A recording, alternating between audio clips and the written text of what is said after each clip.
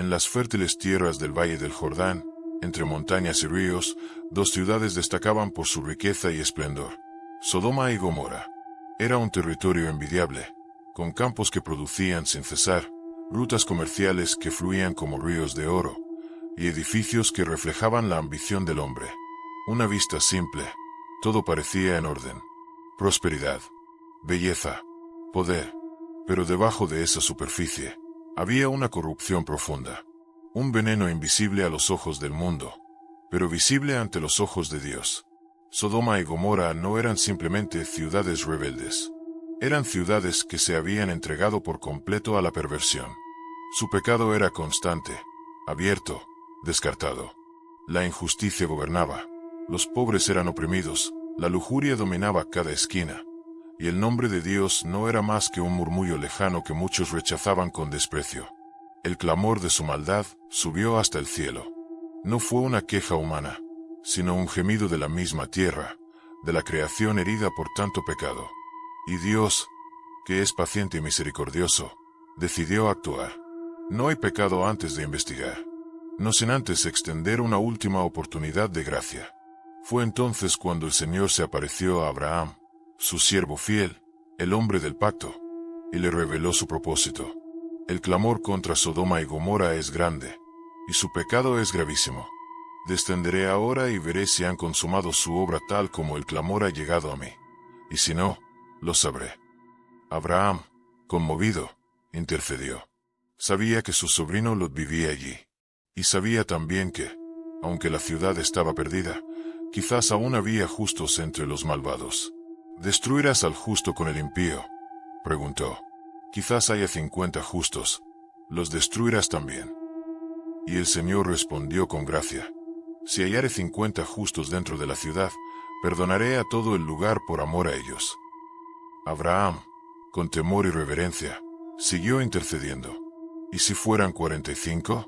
40, 30, 20, 10. Y Dios respondió: no la destruiré, si hallo allí 10 justos. Pero ni siquiera eso se halló. Las ciudades estaban completamente contaminadas. Y así, 2 ángeles descendieron a Sodoma. Entraron al anochecer, cuando la ciudad comenzaba su acostumbrada actividad nocturna. Lot, sentado a la puerta, los reconocían como hombres honorables, aunque no supo de inmediato que eran mensajeros del cielo. Con insistencia, los invitaron a su casa. Preparó para ellos una cena, les ofrecieron descanso. Pero antes que se acostaran, la ciudad entera se alborotó. Desde jóvenes hasta ancianos, hombres de todos los rincones rodearon la casa de Lot y gritaron: ¿dónde están los hombres que vinieron a ti esta noche? Sácalos para que los conozcamos. La perversión ya no se escondía.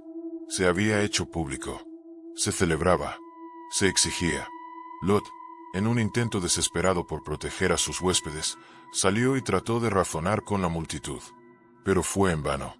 Estaban ciegos, no solo en sus ojos, sino en sus corazones.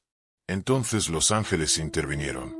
Tomaron a Lot, cerraron la puerta, e hirieron de ceguera a los hombres fuera de la casa. El juicio estaba decidido, y el tiempo se había agotado. Cuando los hombres de Sodoma fueron heridos de ceguera, entraron en confusión. Tropezaban unos con otros, tratando de encontrar la puerta, sin entender lo que sucedió. Pero no era solo oscuridad física, era una muestra del juicio espiritual que ya pesaba sobre ellos.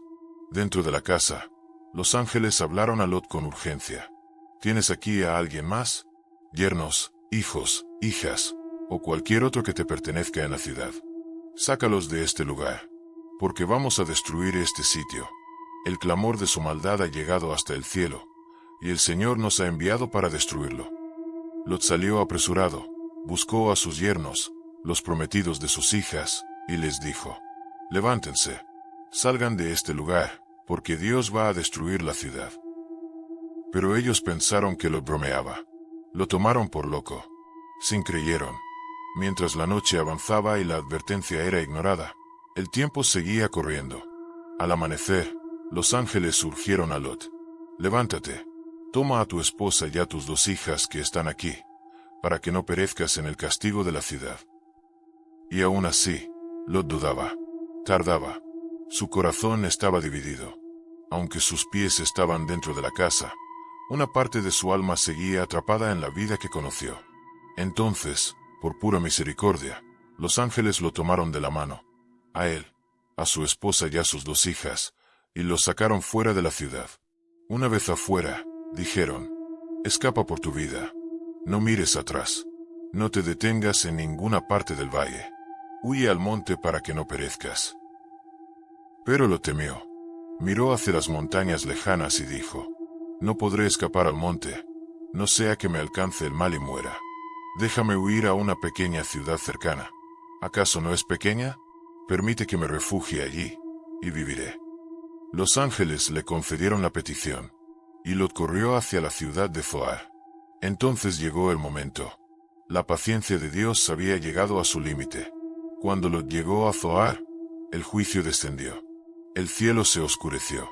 Las nubes se agitaron como nunca antes.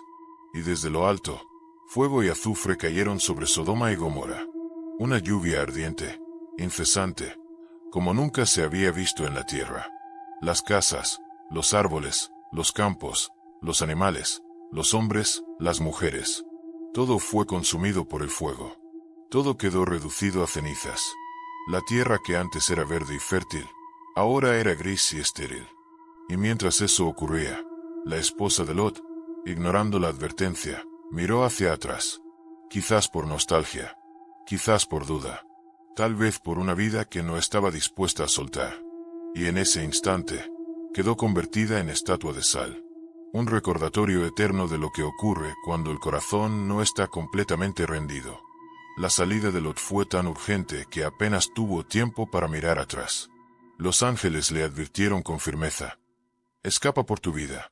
No mires atrás, ni te detengas en ninguna parte de la llanura. Escapa al monte, no sea que perezcas. Génesis 7 y 17. Era una advertencia clara. No podía dudar, no podía aferrarse al pasado, debían avanzar con obediencia y confianza. Sin embargo, en medio de la huida, ocurrió algo trágico.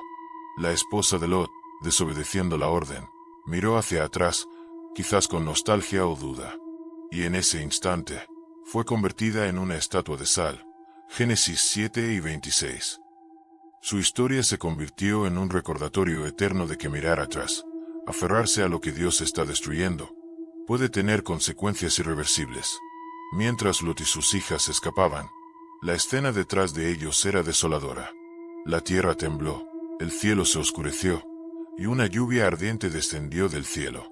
Fuego y azufre cayeron sobre Sodoma, Gomorra, Adma y Zeboim.